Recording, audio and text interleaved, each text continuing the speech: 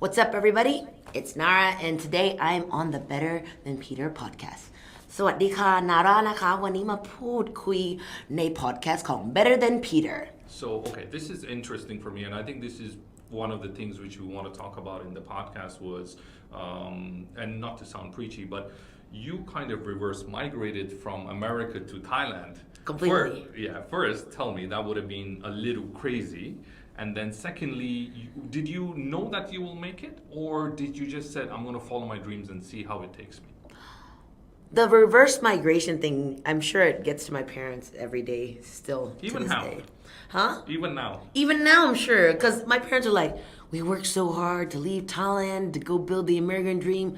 We built the American dream. We have a house. We have kids there. And then the kid moves back. And I was like, well, Mom, you have to think of it this way. Maybe your path is different than my path. And whatever path we each choose, as long as we find success, you can't really knock it, right? But I mean, when I did decide to move back to Thailand and pursue my dreams, of course, I had no idea that I would actually make it. But I did believe that I had the chops to do it. I had the skill set to do it, and I know how hard of a worker I am, and I was like 80% sure that I would get my foot in that door, and then once my foot was in the door, I was never gonna leave.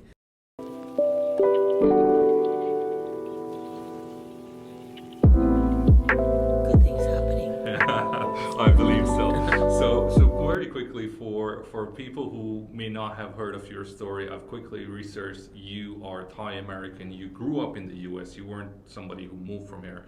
And then when you were about in your late teens, you moved back to pursue singing. Yes. So first, quickly, how was it growing up in America? And then when did the singing bug hit you? And then what made you come over here? Well, growing up in America was great. I mean, I grew up in a small town, Sugarland, Texas, a small, suburb of Houston. So, I mean, it was a really good environment growing up. I guess when I was in my teens, that's when things started to get a little bit weird. I guess a lot of people that I had become acquaintances with, felt like they were gangsters and wanted to have guns and stuff. And that's when I started to be like, but anyways, the music bug hit me in America when I auditioned for American Idol. It was a big show, huge show. They came to Houston, had auditions, and I made it to Hollywood. So I was like, what is going on? I'm just this little girl from Sugarland, Texas. So when I made it out to Hollywood, I made it past the first round. I got cut in the second round, and then when I went back to Texas, it was kind of like, Mom, Dad, if I made it to Hollywood, don't you think I should really pursue this and give it a shot? So I convinced them. I didn't really convince them. I just went. So I was just going to say, Did you really convince them? No. Did they say go back to school, or did you just say I'm running with? So just is this correct? You were in the top 60. I believe it's top 50 or 60. I mean, it was the second round before the live auditions on TV. Wow. So. Yeah, I mean, I as a teenager, that's pretty impressive, right? Yeah. This is kind of, if we had social media the way we do now back then. Yeah, it's nothing, right? I think I think that would have been a really big deal when you went back to school. Everybody would probably queue up to take a selfie with you. Yeah. May not have happened back then. We won't reveal our ages. But so how old were you at that time? Oh man, I was like 20-ish, 20. Okay. Yeah. And so you told Mom and Dad, I want to pursue this and make it a career, or I did relate these intentions that I had with my parents, and they were not happy about it. Come on, man, whose parents would be happy? I was in like I was in university to go to college for architecture at a top 10 architecture school. I was on the American dream route, and I told my parents, like, I really want to be a singer. And then I said, like, can I just go back and try it? And I just said, I'm gonna drop out of university. Wow. And go back and do it. And I did it. So it's kind of just like, follow your dreams no matter what. And so but you came, when you said follow your dreams, you came to Thailand. I did.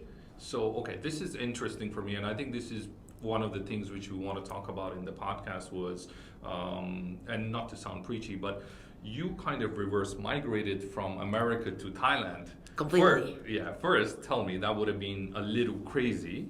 And then secondly, did you know that you will make it? Or did you just said, I'm going to follow my dreams and see how it takes me?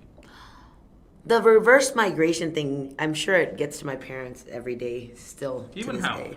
Huh? Even now? Even now, I'm sure. Because my parents are like, we worked so hard to leave Thailand, to go build the American dream.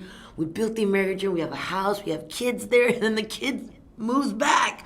And I was like, well, Mom, you have to think of it this way. Maybe your path is different than my path. And whatever path we each choose, as long as we find success, you can't really knock it, right? But I mean, when I did decide to move back to Thailand and pursue my dreams, of course, I had no idea that I would actually make it. But I did believe that I had the chops to do it. I had the skill set to do it, and I know how hard of a worker I am. And I was like 80% sure that I would get my foot in that door, and then once my foot was in the door, I was never gonna leave. And sure enough, like, I'm a tenacious person. Right. I'm like this little chihuahua that bites and just does not let go to you, give them that treat. Chihuahua with a Rottweiler bite. And a wolf voice. Yes. Ooh. And that has got you places. But did you have any contacts within Thailand prior to landing, or it was just starting from a blank slate? To be honest, in the music industry, I did not have any contacts in the music industry, but I did have a family friend who was and is a police officer. His name is Peter, and he had a friend who was in the indirect marketing team in one of the labels, who said, like, all right, send me a demo and maybe I can see if I can get it in the door. Sure. So yeah, that was the help that I got. But it was definitely not like I know big wigs or anybody working in the labels of any sort. So, but when I did send out my labels, when I did send out my demo, I sent it out to every single label. Like every single label. And did you hear back? I heard back from 2, which were the major ones, which is great. Okay, so I've done a bit more research. You were part of a girl band. Yes. A 3-member girl band. Triple Flavor. Triple Flavor. Yes. So can we find Triple Flavor on YouTube right now? There's a couple of videos still lingering out there that Grammy hasn't taken down for copyright infringement. But I mean, yeah, I do have. I have it on my Instagram page, a couple of videos and stuff, and yeah, Instagram let me keep those up because I am the artist. So Yeah. very cool. So Triple Flavor to. Such Well, that's a start. It is such a terrible name, I know. No, that got your foot in the door, right? And Yes. And obviously, I don't suppose you had a choice for the name. I guess the label came up with that. But so Triple Flavor was the start, and then you obviously released a few more albums after that. Yes, so And- with Grammy, from Triple Flavor, we did that album, we did a tour, and then after that, I just did a lot of featuring work, which is like, because at that point in time, I believe it was the early 2000s, there was no other female rapper ever, non-existent at all. I mean, that was like in the pop and hip hop world, and so like I just ran with it. I had featurings with all the major, artists in Grammy, like Dawn Endorphin, like Lana Cummins, and these are like the huge pop stars, individual solo artists, and I was featuring for all of them. So my name kind of got out there, and then luckily, like in that whole mix, I had met these really awesome guys who were doing a mini concert at Khao San Road, and they ended up being Titanium. And Titanium is like, huge now. And in like for 20 years, we've still been friends, but they gave me what I would think was like my really like classic song, which is Talung. They let me feature with them, and I'm so thankful. Like, I don't even know how this stuff happens. I'm just really lucky. I think probably talent meets opportunity meets luck. It's kind of like you needed to be. I mean, you finished top 60 in American Idol, so you could sing a bit. Yeah, but what are the chances that I just randomly meet these guys at a concert at Khao San Road? They're like, hey, do you want to come sing this song? I was like, sure, let's go. And it literally happened like, I still remember recording that song, Talung, in our friend's house, and my head was under a towel. It was in a small vocal, and like Khan is just like, Nara, do it a little bit more like, let, which means like a little bit more sexy. I was like, let's go, let's do it. And he's like, that's great. And like, just to imagine like us being like, I would say kids at that time, just experimenting. And for that song to still be played to this day in every single club baffles me. It's pretty cool. Wow. And which year are we talking about this now? Now it's 2024 already. I would say it's like, been a while. 2000 maybe. Yeah, been a while. The year 2000. Yeah. So I want to touch upon this because you followed your dream and pursued your dream, and there have been so many zigzags along the way. You were talking about I think this is more like an achievement highlight reel of sorts, but as we all have our backstories, there would have been a lot of struggles, family not agreeing with it. What would you tell the Thai young boys and girls who want to go abroad and who only see their futures perhaps outside of Thailand? Do you think that they can succeed within Thailand? Definitely. For any of the young listeners out there who want to follow your dreams, there's so much opportunity in Thailand. You just gotta find your own path.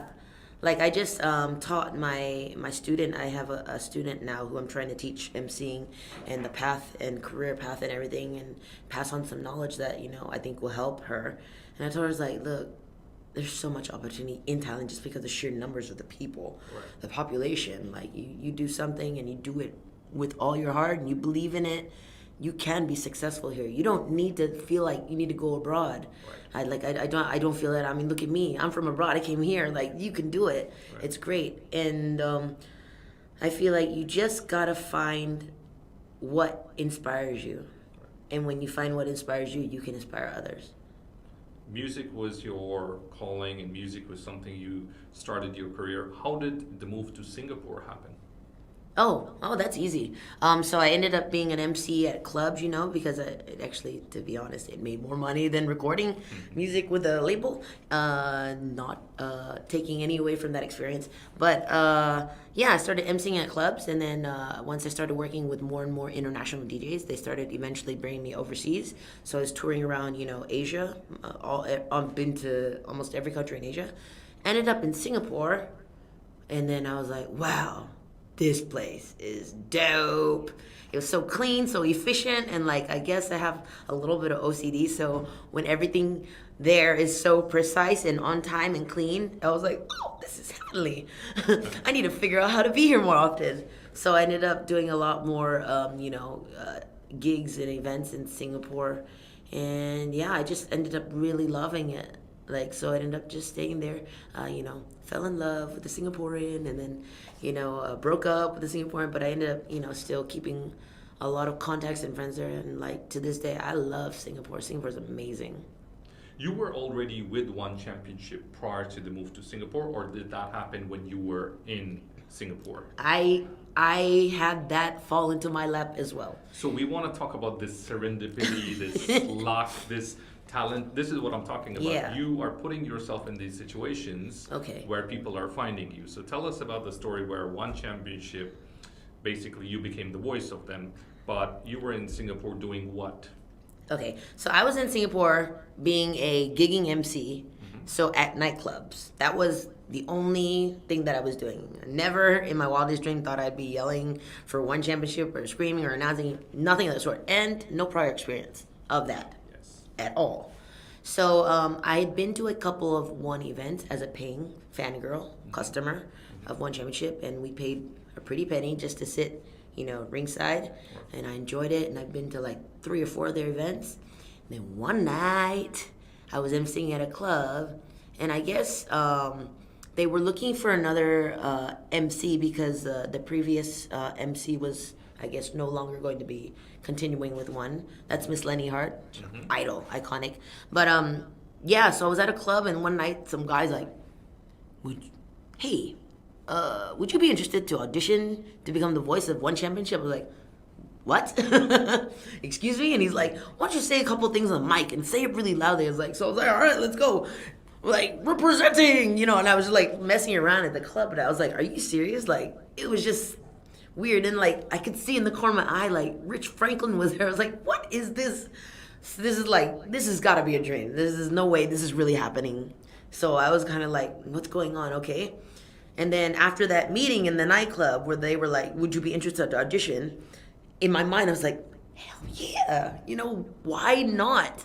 What do I have to lose? What do I have to lose? That was the first thing in my mind. What do I have to lose? So then, I believe it was a week later after that club meeting, Victor Kui messaged me. He's like, Nara, where's your audition? I was like, oh, I am waiting because I had to book a studio to record it. And it was like, at that moment, I heard his brain go, you booked a studio? I was like, of course. This is from my experience with Grammy. If you're gonna do something, you need to do it right in the studio. Don't half-ass it. Recording it on your phone. This is a worldwide, global, billion-dollar company. You're gonna audition on your phone? Nah. So I think Victor was just like, this is our girl. Yeah. And they hadn't even heard me yet, like in the studio. So, I mean, I think that's just how it works. If you're gonna do it, go 100%. No regrets. You don't get it, it's fine. But, you did your best. But if, say, you half-assed it and, like, just record on your phone and you didn't get it, you're like, oh, I should have gone to studio, or I should have done harder, or I should have done better. At least this way, when you do stuff all the way, you can go back and say, it just wasn't my chance. It wasn't for the lack of, like, me trying my best or anything. No regrets. That's how I live. Yeah. And this is, again, a fantastic message for people out there who kind of sometimes don't put in the effort and the hard work and just say, oh, I'm not going to get it, or take the easy way out. Mm-mm. Just the fact that you booked the studio. Yeah. And I spent money for that. Yeah, and the person was made aware of it, well, whatever way it was, already sent a message that this person is serious. And that's, again, a fantastic message where don't try to take the easy option, especially when no one is looking.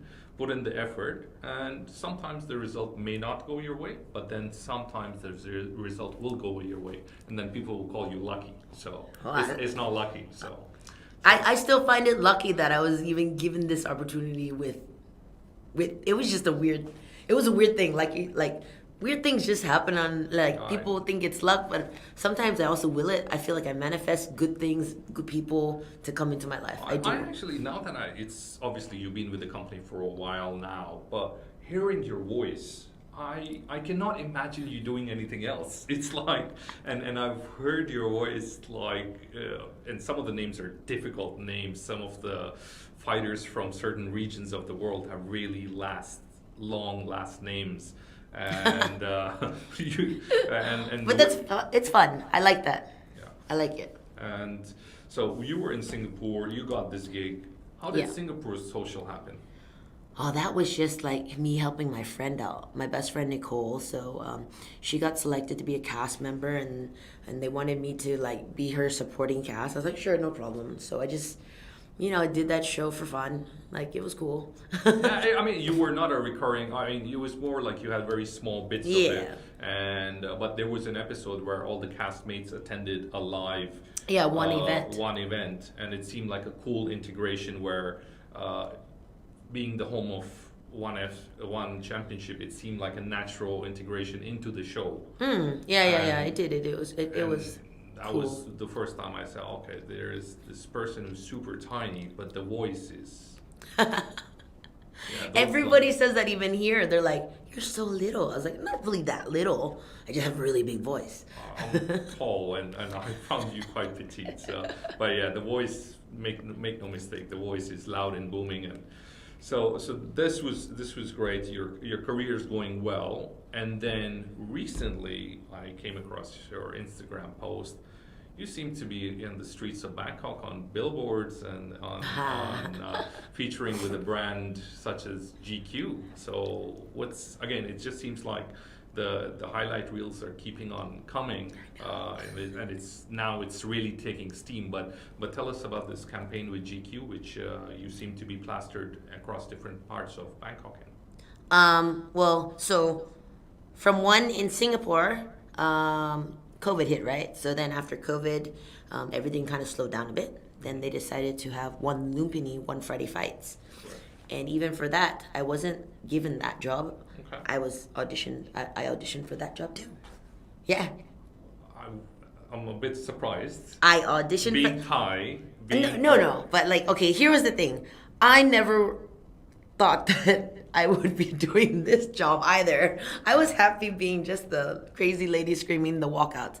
So for this job at Lumpini, I actually just suggested every single one of my friends who are in the announcing industry here in Bangkok, and they said, no, they're already with this promotion. No, they're already with this promotion. I was like, 6 announcers later, they're like, would you consider doing it? I was like, what?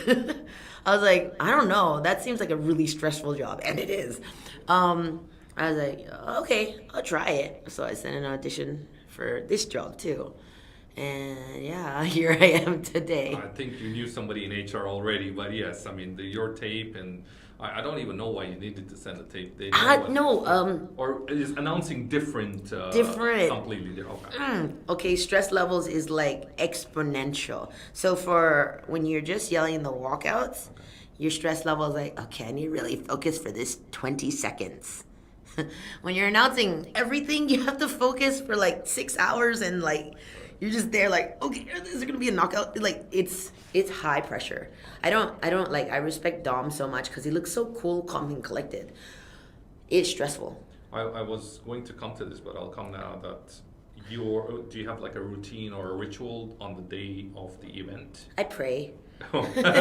makes sense. I pray. I was like, I pray for smooth sailing and for me to do my best and for the audience to go with me and for the fighter's safety. Every event. Okay, but like anything else, like any lemon tea or any meditation for an hour, being locked in a dark room. Coffee.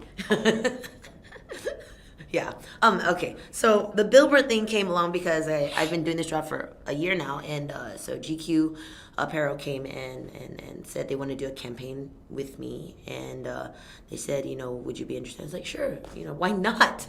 Why not? Just do it. So, and then I didn't expect to be on the big board at Mabung Kong and BK, and then I haven't even seen it myself yet, but I was away at Samui, and my friend sent me this, and I was like, what?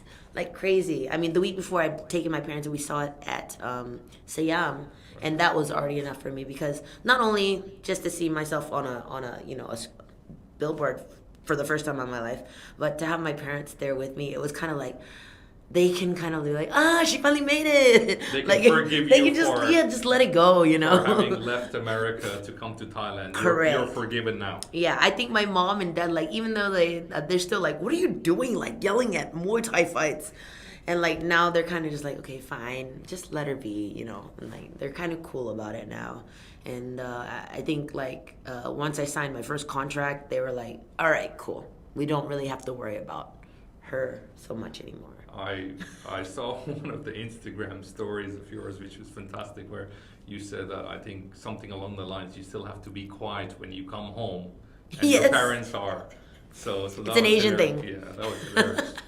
Yes, I'm 44, and when I go home late, I still walk in, I open the door, turn off the TV for mom, and go upstairs, and if she doesn't wake up, I'm happy. Your mom will be the scream queen if you make noise at that time. Nah, she's used to it. Like with me being an MC previously, she's used to, my lifestyle. But now I'm much more calmer and much more disciplined, so it's different now. Fantastic. I think there's a lot of interesting stories where we share from people from different walks of life. For you, being involved in Muay Thai, being involved as an announcer, what are I don't even know if you know what you'll do in 2 years' time, but do you have a rough idea where you want to take your career, or where you want to be in, let's say, a year's time? As far as my career, I've never really had a plan from the start. Mm-hmm. So I just always have faith that I'll end up where I need to be at the time.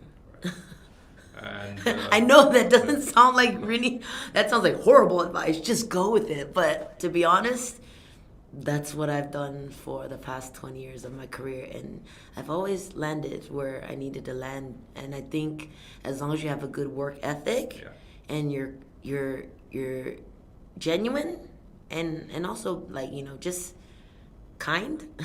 I'm a kind person, so I think you'll just end up where you need to be, and people will help you without even asking, just because you're a good person. I agree, Yeah. and I can attest to her kindness for sure. So now we're going to come to a very fun. We're trialing this segment part of it where we just ask our guests a little bit of cute rapid fire stuff. So without thinking, I think just shoot what comes to your mind, just very informal, and we'll see how it goes. So I'm going to ask you, what is your favorite cuisine if you have more than one, two? Japanese food and cheese. Japanese food and cheese. And what about in Thai? We know you had a pad krapao now. Would pad krapao be your favorite? In Thai food, no, som tam. So Som tam pu pala. I think you made it 70% of Thailand happy. All right. And what would be your favorite destination to take a break? Ooh, under the sea. If I could go diving right now, I would go diving. And is there a particular spot or a place where you're like, okay, take me back there? I think I used to go diving like in the South Andaman Sea, and it was just so peaceful with seeing all the animals, and then you're just in kind of like this silence, just the bubbles of your own breathing. Okay. It's very, very peaceful. Favorite fighter, Thai and non-Thai?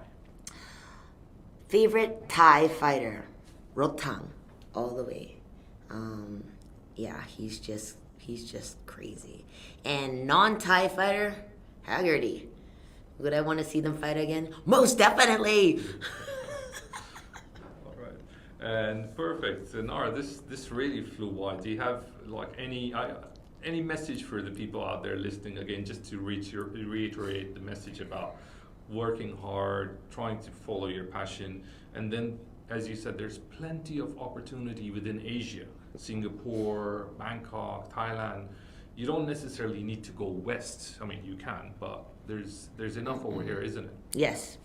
A message I would give to anybody who's trying to make it, in Thailand or in Asia, the first thing you gotta do is figure out what you want and need for yourself. Know yourself first. When you figure that out, then you can start to grow and spread and figure out where you want to go and focus on. And always just be a good person. Like, don't do bad things. Don't try and,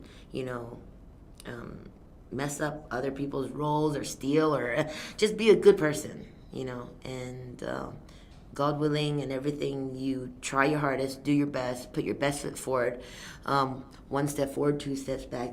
Just keep going, and you never give up. I think you're going to end up wherever you need to. Like, that's just what I really believe. And manifest. Keep a positive mindset. Don't listen to the naysayers. I have so many haters, so many hate comments or negative comments online. Do I spend my time wasting my time like, oh, no, it doesn't? I'm focused on what I need to be doing. And they mean nothing to me. They don't affect my money, my outlook, my morale, not one bit. It's great. Nara, one last word from my end, and that'll be the only Thai I'll speak on the show. Khap kun kha. ขอบคุณค่ะ Thank you.